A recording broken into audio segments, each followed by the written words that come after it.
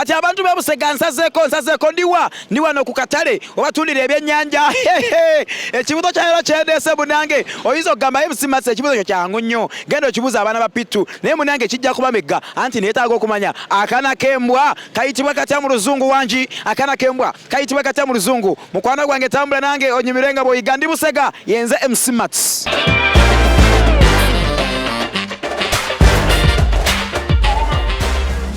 Akaana Kembwa ko bakayita batya mu Luzungu? Nze manyi yanga dog. Akaana Kembwa bakayita batya mu Luzungu?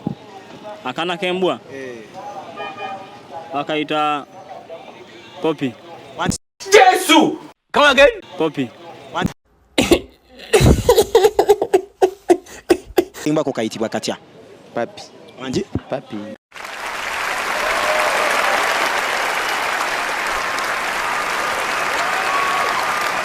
Kembwa bakayita batya mu Luzungu? Akaana Kembwa bakayita ka op. Friend, I'm disappointed in you. Akaana Kembwa Bakayita dog. May thunder fall on you. Stupidity fall on you. Idiocy fall on you. Go forbid. mu Luzungu? Akaana Kembwa nali nkamanyi naye nakeerabira. Jesu! Na dog will chop your mama mouth. Mu Luzungu? Akaana Kembwa oba bakayita gundi. Zokuka.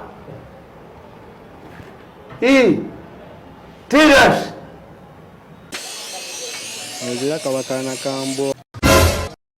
What? Akaana Kembwa small dog. I think that something is definitely wrong with your medulla oblongata.